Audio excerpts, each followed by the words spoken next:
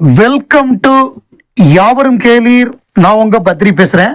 கன்னடத்துல மிகப்பெரிய ஸ்டார் வந்து உபேந்திரா. அவரே நடிப்பார், அவரே டைரக்ட் பண்ணுவார். ரொம்ப வித்தியாசமான கான்செப்ட்லாம் பண்ணக்கூடியவர். அவர் வந்து U1 அப்படிங்கிற ஒரு படத்தில் நடிச்சிருக்காரு. ரொம்ப டிஃப்ரெண்ட்டாக இருக்குது. U1 அந்த படம் டிசம்பர் 20 ரிலீஸ் ஆக போகுது. பெங்களூரில் மிகப்பெரிய ரிலீஸு. அதுக்கு ஏர்லி மார்னிங் ஷோலாம் பயங்கரமாக அட்வான்ஸ் புக்கிங் போயிட்டுருக்கு. அவர் ஒரு பேட்டி கொடுத்துருக்காரு.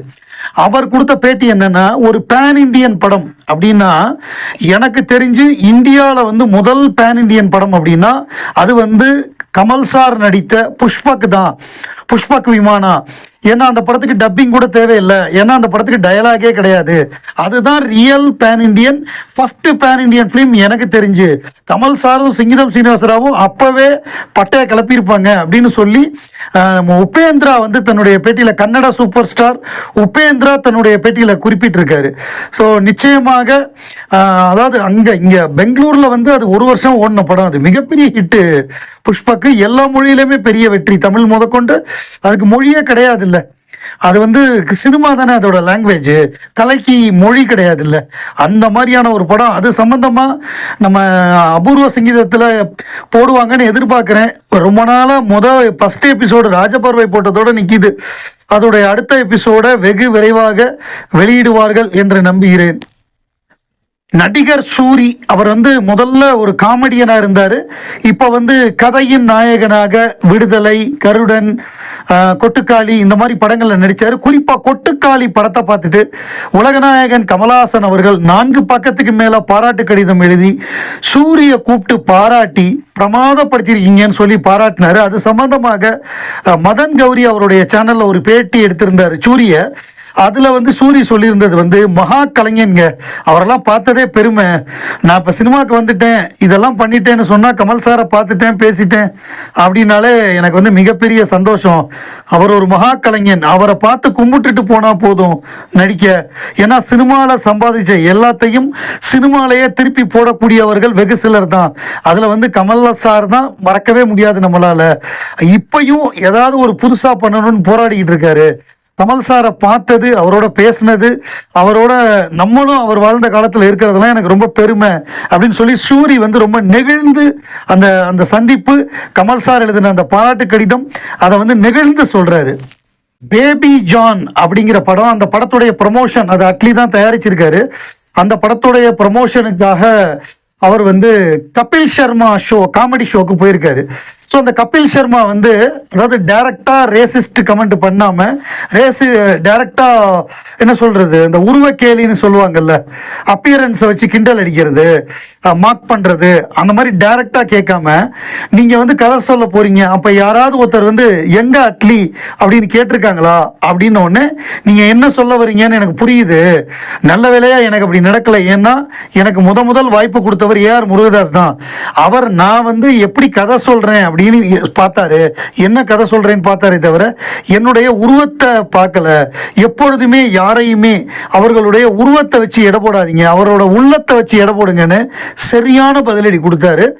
இது வந்து ஒரு மாஸ் ரிப்ளை. ஏன்னா இந்த மாதிரி ஒருத்தரை வந்து உருவ கேலி பண்றது அப்படிங்கிறது வந்து வன்மையாக கண்டிக்கத்தக்கது. நகைச்சுவை அப்படிங்கிற பேர்ல ஒருத்தரை காயப்படுத்துறத ஏத்துக்க முடியாது. அட்லி வந்து செம மாசா பதில் கொடுத்திருக்காரு கபில் சர்மாக்கு. பிக் பாஸ் நிகழ்ச்சியில் இந்த சீசனில் வந்து விஜய் சேதுபதி ஹோஸ்டாக பண்ணிகிட்டு இருக்காரு. அவரை போட்டு பொலன்னு பொழந்துக்கிட்டு இருக்காங்க. அதாவது ஒரு பதிவு பார்த்தேன், பிக் பாஸ் சீசன் 3 என நினைக்கிறேன், இயக்குனர் சேரன் ஒரு போட்டியாளராக வந்தார். தான் இங்கு வர விஜய் சேதுபதி தான் காரணம், அவருக்காக ஒரு கதை சொல்லியிருந்தேன், அதற்கு முன்பு நீங்கள் பிக் பாஸ் வீட்டிற்கு சென்று விட்டு வாருங்கள் என சொன்னதாக சேரன் சொல்லியிருந்தார். இப்போது சீசன் 8 வருகிறது, 8 போகிறது. விஜய் சேதுபதி சேரன் இயக்கத்தில் நடிப்பதாக இருந்த படம் என்னவானது என தெரியவில்லை. இப்போது விஜய் சேதுபதி பிக் பாஸ் நிகழ்ச்சியை தொகுத்து வழங்கி கொண்டிருக்கிறார். ஷேரனின் சாபமா என தெரியவில்லை. ஒரு ஹோஸ்டாக மட்டுமின்றி விஜய் சேதுபதியின் உரையாடல்கள் உடல் மொழி அடிப்படை மனித உணர்வுகளுக்கு எதிராக இருக்கிறது. போட்டியாளர்களை விட தான் பெரியவன் எனும் அவரின் மனப்போக்கு இன்னும் வெளிப்பட்டு கொண்டே இருப்பது ஆச்சரியமாக இருக்கிறது. மார்க்கிங் எனப்படும் எதிராளியை தரக்குறைத்து கிண்டல் செய்யும் போக்கு பிக் பாஸ் போட்டியாளர்களிடத்தை விட விஜய் சேதுபதியிடம்தான் அதிகம் தென்படுகிறது. நேற்று ரஞ்சித் ரணவ் ஆகிய இருவரிடமும் மோசமான உடல் மொழியை வெளிப்படுத்தினார். இந்த பிக் பாஸ் சீசனின் போட்டியாளர்களை விட விஜய் சேதுபதியின் முகம்தான் அதிகமாய் வெளிப்படுவதாக தெரிகிறது. யூகம் சரி என்றால் அடுத்த பிக் பாஸ் சீசனில் விஜய் சேதுபதி வர வாய்ப்புகள் இல்லை. அதுதான் அவருக்கு நல்லது. வித்தியாசமாக பேசிக்கொண்டு முற்றிலும் தான் விசித்திரமானவன் என்னும் போலித்தன்மையை மிகப்படுத்திக் கொள்ள சினிமா அவருக்கு சரியான வழி அப்படின்னு போட்டு கிழிச்சு தொங்க விட்டாங்க. வினீத் வந்து பெரிய கிளாசிக்கல் டான்ஸரு. அவர் வந்து கமல் சாரை பற்றி கேட்குறப்ப Kamal Haasan is inspiration including me. Whole generation of ஆடியன்ஸுக்கு வந்து அவர் தான் இன்ஸ்பிரேஷனு. பொதுவாக வந்து அகாடமிக் க்ரௌடுக்கு தான் பரதநாட்டியத்துடைய அந்த நுணுக்கங்கள், அதாவது நுவான்சஸ் எல்லாம் தெரியும். நார்மலாக ஒரு பெண் தன்மையுள்ள டான்ஸாக இருக்கும். ஆனால் கமல் சார் வந்து சினிமா மூலமாக ஒரு மேஸ்குலானிட்டி, ஒரு ஆண் தன்மையை அந்த ஆர்ட்டில் கொண்டு வந்தார். ஒரு காமன் ஆடியன்ஸுக்கு அவனுக்கு வந்து அந்த டான்ஸை பற்றின அறிவு இருக்கணும், அதோடைய கிராமர் தெரியணும்னு அவசியம் இல்லை. ஆனால் அவனையும் பார்த்து ரசிக்க வச்சவர் கமல் சார். அதாவது எல்லாருக்குமே ஒரு பெரிய இன்ஸ்பிரேஷன், எனக்கும் மிகப்பெரிய இன்ஸ்பிரேஷனாக இருந்தவர் அப்படின்னு சொல்லி ஹோல் ஜெனரேஷனே அவரை பார்த்து நம்ம வந்து ஒரு இன்ஸ்பிரேஷனாக எடுத்துக்கிறோம் அப்படின்னு சொல்லி தன்னுடைய பேட்டியில் வந்து வினீத் சொல்லியிருக்காரு. கமல் சார் வந்து எப்படின்னா இது வந்து ரொம்ப ரேரு. அவர்கிட்ட சொன்னாங்களாம் இப்படி இருந்த ஒரு பெண் தன்மை வந்துடும் அப்படிங்கிறதுக்காகவே அவர் போய் பயங்கரமாக எக்ஸசைஸ் பண்ணி உடம்பை ஏற்றி, அப்படி கிடையாது, பரதநாட்டியமும் ஆட முடியும், என்னால் சிங்கம் மாதிரி இப்படி இருக்க முடியும், எனக்குள்ள அந்த தன்மை வராது அப்படின்னு நிரூபித்தவர் உலகநாயகன் கமல்ஹாசன். இயக்குனர் அமீர் ஒரு பேட்டி கொடுத்தாரு நேற்றுக்கு. அதாவது அந்த பேட்டி வந்து அவர் திமுகவுக்கு ஆதரவாக கொடுத்தாருன்னு வச்சுக்கலாமே. அந்த இவர் வந்தார்ல ஆதவ் அர்ஜுனா, அவருக்கு எதிராக கடுமையான ஒரு பேட்டி கொடுத்தாரு. இதில் தந்தி டிவியில் தான் கொடுத்தாரு. அதில் கொடுக்குறப்ப கடைசியாக அவர்கிட்ட ஒரு கேள்வி கேட்டாங்க, கங்குவா படம் பார்த்தீங்களா அப்படின்னு.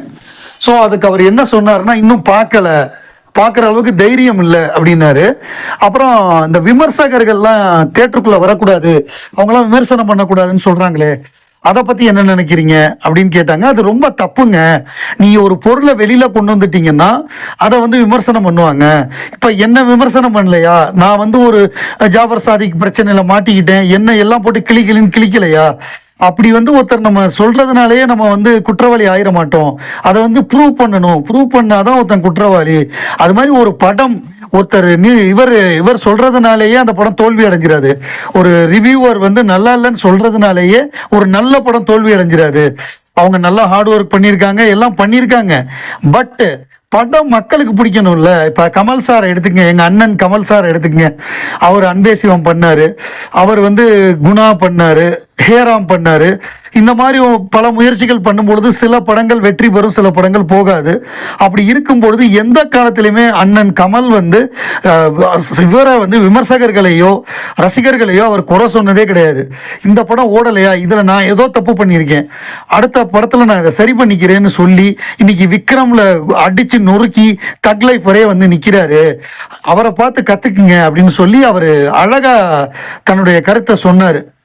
1000 குறைகள் இருந்தாலும் அமீர் வந்து கமல்ஹாசன் ரசிகன் அப்படிங்கிற ஒரு பாயிண்ட்டை வந்து எப்படியாவது உள்ளே கொண்டு வந்துடுறாப்புல. அதுக்காக அவரை பாராட்டலாம்.